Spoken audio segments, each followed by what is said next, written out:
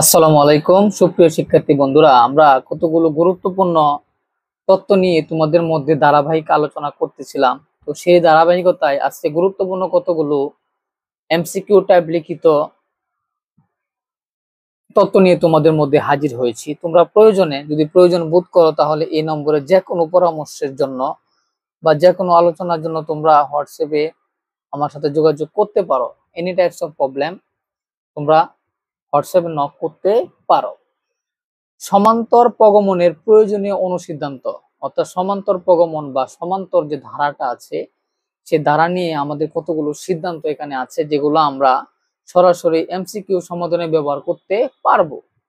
সমান্তর প্রগমনে n তম পদ সমান সমান হচ্ছে a plus n minus 1 into D. সমান্তর প্রগমনের n তম পদের সমষ্টি Sn equal to n by 2 into 2a plus n minus 1 into D.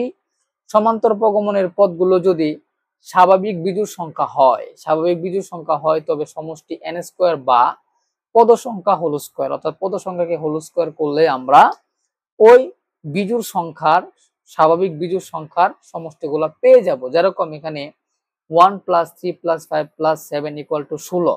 তাহলে এখানে পদ আছে কয়টা? একটা, দুইটা, তিনটা, চারটা। তাহলে 4কে স্কয়ার করলে কি হয়ে যায়? 16টা পেয়ে যায়।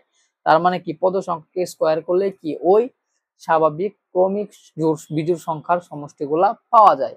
আশা করি সবাই বুঝতে পেরেছো। ভিডিওটি বেশি বেশি দেখো, লাইক, কমেন্টস এবং শেয়ার করো, এবং যদি কোনো প্রয়োজন বোধ মনে করো তাহলে উপরে দেওয়া নম্বরে তোমরা যোগাযোগ করতে পারো। এই নম্বরে হোয়াটসঅ্যাপে তোমরা যে কোনো প্রয়োজনে আলোচনা করতে পারো ইনশাআল্লাহ। সবাইকে অসংখ্য ধন্যবাদ। আসসালামু আলাইকুম।